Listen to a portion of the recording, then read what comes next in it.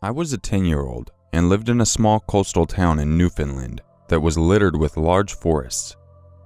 Almost every house had acres of forestry behind it, which in itself was very beautiful.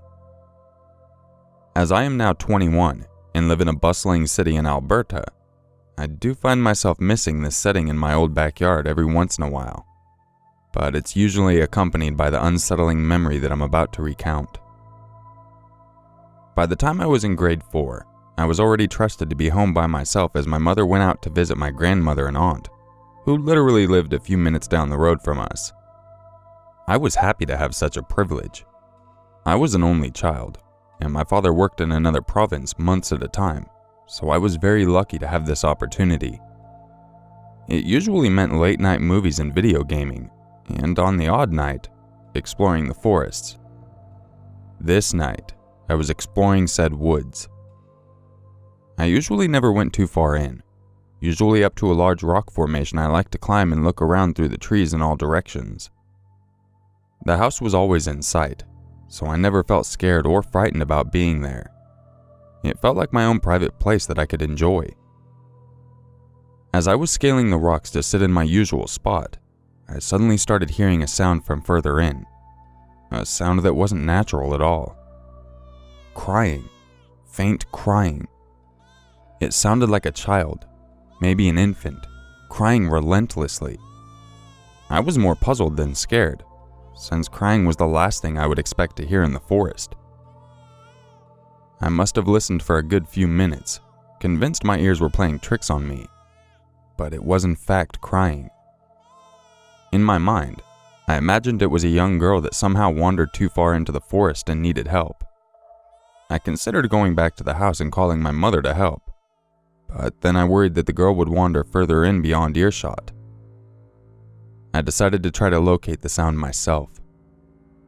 I made my way hastily through the trees and branches, trying to figure out the exact location the crying was in. It definitely wasn't as easy as I thought, and it was a matter of trial and error even to make sure I was going in the right direction. One thing I never realized as I was doing all of this was how consistent this crying was.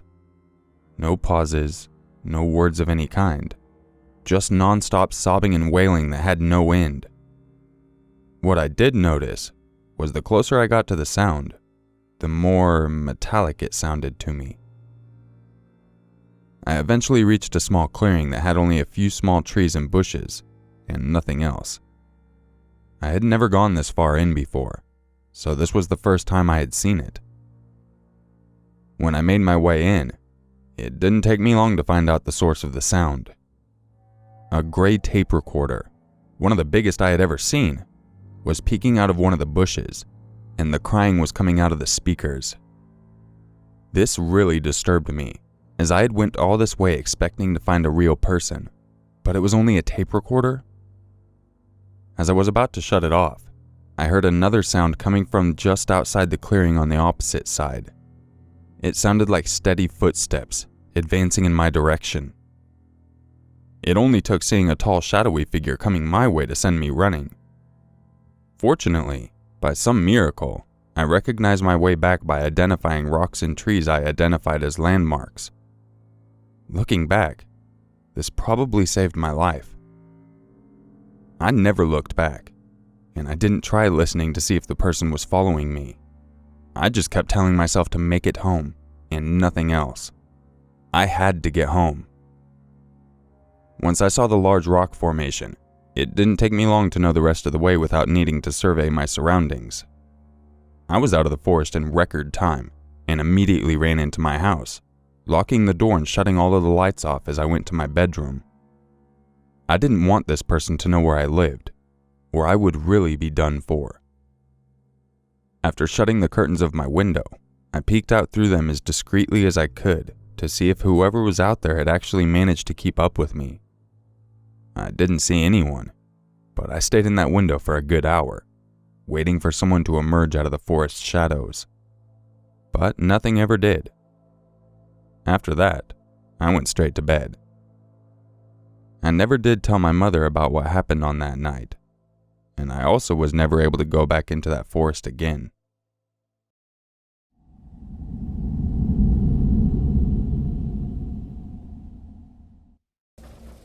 I was 18 years old and worked in a mall clothing store.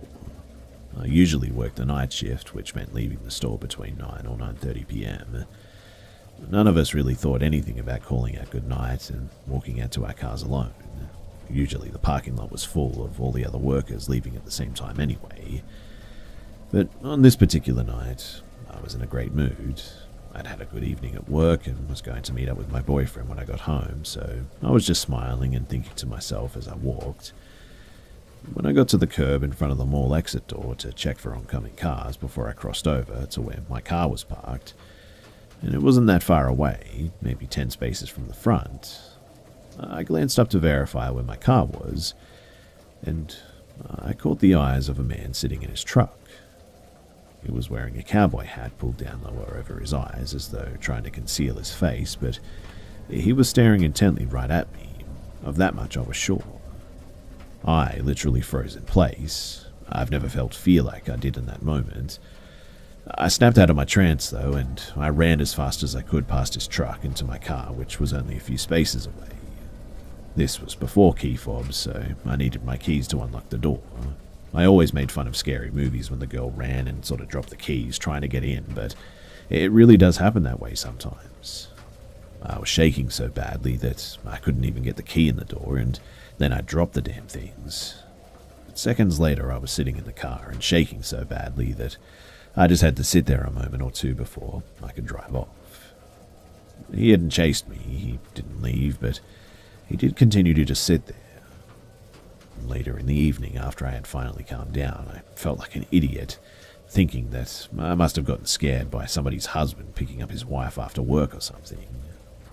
The next day, I went back to work, same night shift, and told everybody at work what had happened and how scared I had been. I sort of made fun of myself for being such a chicken, but I made sure that somebody walked out with me later that night. I stood at the door of the mall ready to run back in if I saw anything off, but he wasn't there this time. I sort of exhaled, and my friend and I went to our cars, relieved that everything was going to be okay. The following day at work, there was no talk of my fright from 2 nights ago, and it was business as usual pretty much.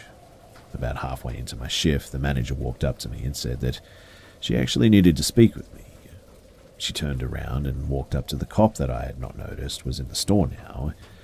But curiously, I walked over and my manager wanted me to tell the cop about what had happened. I felt silly telling him for some reason because nothing had really happened. But when I finished telling him my story, he started asking questions about the truck. Did I know what model it was, exact color, did I know the year? I finally said something about how I didn't want to get anyone in trouble, that I just freaked out a little bit and it was no big deal. But then the cop explained that the night before, one of the ladies leaving for the night had actually been kidnapped, driven around to the back of the mall into an unlit area, and was beaten and, well, you get the rest. I felt myself get lightheaded and my vision went back for a moment with it dawning on me that I had actually seen this guy. Her guy was not wearing a cowboy hat, that was the only difference in our descriptions though. And that was the beginning. Our city now had a serial rapist, and it took them years to finally catch him. In the end, too, it was actually his wife that figured out it was her husband and turned him in. That was a really scary time, too, and the women were terrified to be out alone after dark. At our mall, and I imagine at the others as well, no one was allowed to leave alone. The mall parking lot was now lit up 360 and they had security on site making sure that we were all safe. We also started a chain call between the stores to let one another know if you saw anyone that made you suspicious or frightened so that everyone would be on guard. I must admit though that I've always felt a little bit guilty for that woman being attacked like that. I mean, maybe I could have done something if I had spoken up earlier.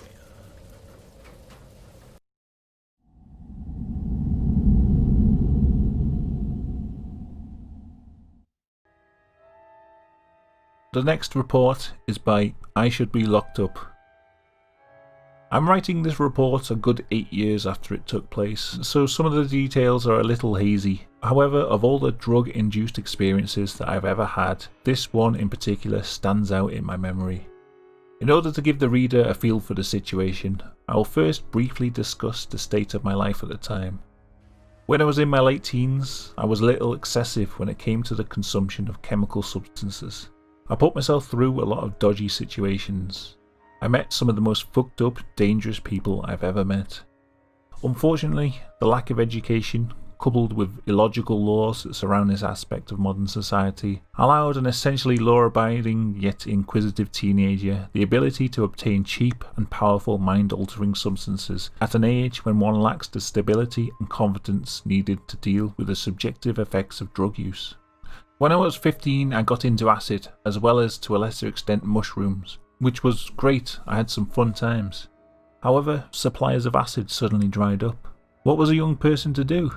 Well, the answer lay at my local dealer, amphetamines.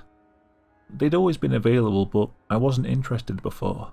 I liked the multi-dimensional journeys and mystical experiences, but I wasn't into taking drugs for the buzz.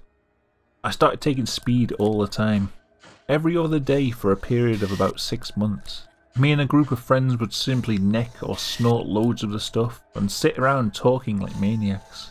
The situation was a recipe for disaster and ended up with many problems. During the height of this speed binging, I felt a need to do something extreme, to experience all that this drug could do. I was well aware of the hallucinogenic nature of the come down, be this caused by the drug itself or by lack of sleep or food. So, as a desperate act of self-sacrifice, I offered myself up to the insane god by launching into a binge to end all binges. For 3 days and 3 nights, me and a few cronies consumed gram after gram of yellow-tinged crystal base. What we did for those 3 days I can't recall, but on the 4th day we decided to drive to a local forest that some other friends had been camping in over the weekend. These guys had been on some kind of drug-fueled pilgrimage, walking 20-odd miles into the woods, then setting up camp within its darkest depths.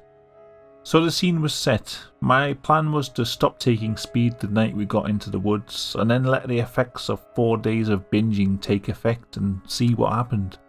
I suppose I thought at the time that this would be the grand finale to my amphetamine trip, a last blast before I quit. We finally made it into the forest, me and 2 others, plus about 4 or 5 guys who were already there. We'd all been taking speed, but only I had been on it for 4 days straight.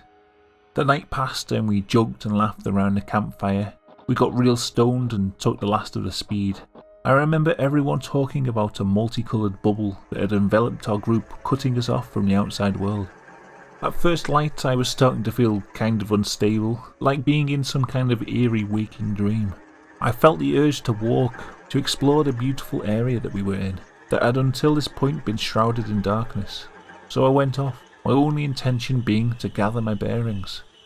From this point onwards, I slowly started to slip into the most bizarre, quasi-schizophrenic state of mind that I've ever been in. The visuals of LSD or mushrooms can be pretty intense, but I know that this is the effect of the drug that is causing them, and they move so fleetingly and quickly that it's more like watching a show that you know will be over. The state of mind I found myself in that morning was incredibly real. It was like the world gradually changed around me, over a period of many hours. What started as an idea or maybe a delusion in my mind slowly seeped into reality until it took over. It wasn't like I had a physical rush that brought on the effects. It was real. It all happened as part of the experience of my reality. It was my neurotransmitters that were causing this trip. Anyway, here's what I experienced. As I walked, I started to think of an idea about how the forest could be inhabited by fairies. I started following the small tracks that weaved around the plants. I realised that in some places there were more tracks than others, and many of the tracks appeared to lead to certain places. For example, a certain large tree or a river. As I wandered around these tracks, it seemed that there was a certain intelligence in the way they were designed. This thought developed into a feeling that I was being led. I saw figures and heard voices, the backs of little men brushing just ahead, out of sight in the undergrowth. They felt friendly, like guides, not too similar to people, like little woodsmen. I could hear their voices and feel their intentions, and I felt that they wanted to show me something of the real nature of the forest. These became the woodsman fairies. Following the woodsman, I took up their offer and tried to open up my mind to what I was being shown. Firstly, they took me to the river where there were great banks of mud. The banks looked like cities. The dirt was sculpted like a natural form of architecture. I saw the river as a teeming colony of faces and intelligences. Big frog-like creatures protruding from the banks, wallowing in mud, belching and burping. The woodsman informed me, through some sort of telepathic link, that these strange creatures were the mud fairies, messy things that didn't care much for people, creatures of earth and water. A lot of the visions and information that I saw on this trip I can't now remember, but there was a lot more detail than I can recall. After this, I was introduced to the trees. I saw the trees as they really were, beautiful and ancient, each with its own heart and mind, more ancient and wise than man could imagine. They were great spectators on the world, aware of the comings and goings of mankind but aloof. They existed here in this world in their true form, powerful creatures in control of the woods. I saw them writhe and give off light. I felt great waves of ecstasy as I felt the joy in which they lived. The woodsman told me that they were the most powerful of all creatures in the wood, and that they could control my experience here. Whilst I was under the trees, I was in their control. Many more revelations I received as I gazed upon the trees about their true nature and its power, yet also its beauty. After I had realised the true nature of the trees, the forest became like a living world of intelligence around me. It was incredible. I was amazed at what I was experiencing. I was totally lost in it. I was given a tour of all the features of the wood places that would look like ordinary forest parts to the normal eye, but to me and my woodland friends I saw cities, roads and palaces. After a time they brought me to a deep part of the woods, a dense area of pine and yew. It was very dark and brooding. This, I was informed, was the dark forest, a place of trees that had gone evil and lost their light and hated men. If I entered, I was warned that I would go insane. They would take my soul and show me terrifying visions. The place oozed horror, and as I gazed in, I saw monsters lurking in the darkness. I turned away from the dark woods and headed back towards our camp. I eventually found everyone and attempted to tell them about my adventure. Most people just ignored me, telling me to shut up. No one was experiencing anything like I was. So, a little put out, I returned to my forest world. My friend, who I will call Kay, came with me, and as we walked I described the world that I had seen. Kay started to make up his own ideas to add to the story, as if what I was experiencing I was making up, as a story. Kay was annoying me intensely by adding his ideas. He seemed like a fool who didn't realise that what I was telling him was real. So eventually I told him to piss off. Now things really started to hot up. The forest enveloped me more than ever, but I felt that there was more to come. I came upon the dark forest again, and I realised that the dark woods were a gateway into the heart of this forest trip. I figured that if I could enter and pass through the dark forest, then I would discover something incredible on the other side. So I set off. As I walked, the evil forces of the dark forest tried to entice me. They tried to lock me inside their trunks. They showed me the trapped souls of men who had fallen prey to them, twisting visions in the corner of my eyes of screaming, tortured souls. I felt hands pulling at my back. At one point I had an incredibly realistic hallucination of a man running up behind me with an axe, screaming as he hit me. I turned in shock and he vanished. I saw beasts and monsters stalking on either side. Fallen trunks and old stumps became wolves and demons, chasing me deeper into the wood. This was terrifying. I felt like I was on my last legs and at any moment would collapse and die, my soul ripped from inside by the devilish forces around me. I came deliriously upon an old twisted stump of a yew tree, standing alone in a clearing. It became a living, twisted old hag at the centre of this dark place. It cackled at me, telling me to turn back or die, then became like 1,000 snakes and melted into the undergrowth. And yet I pressed on, determined to find an end to this evil place. Then, as the terror of the dark forest reached a crescendo, I emerged into a light clearing. Before me was a massive old tree. An ancient face seemed to appear in its bark, and it spoke in a solemn voice that was soothing and yet all-encompassing. It certainly didn't speak in English, but in my delirium I could understand it perfectly. It explained that I had reached the heart of this trip, and that all I was experiencing was part of my own unconscious mind. The fairies were personifications of my own character, and that he, the tree, was the core of my being, the voice in my head, and a voice of reason. I had been through the darkest recesses of my mind to get there, yet my mind was vast as the forest around me, and that wherever I went from now on, I would be on my own within my own mind, and could, if I chose, learn more of myself the further I ventured. Everything the tree communicated made sense, and the visions of the fairies seemed to fall into place around me. I pressed on into the wood, determined to find something. By this time I was extremely fatigued. I was staggering around talking to myself, and must have looked a right mess. The whole experience became more and more unpleasant. The woodsman seemed to have pissed off, and I kept thinking wild fairies who lived in the bushes were coming out and poking me and whispering about me behind their backs. Suddenly I found myself in a clearing. 2 huge trees had fallen down side by side. One had opened up a cave-like hole with its roots, and the other had gone the other way with its branches flailing in the air. I stared at this vision, and as I did, the cave deepened, becoming a long, infinite tunnel, and the fallen tree writhed around like the tentacles of an octopus.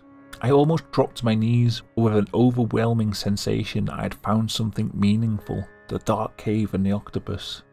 What it meant I didn't know, and still don't, yet this was it, the end, and my mind and body knew it. I suddenly had a flash of realization. I was tired, hungry, and lost in the middle of the woods, without a clue where any of my friends were.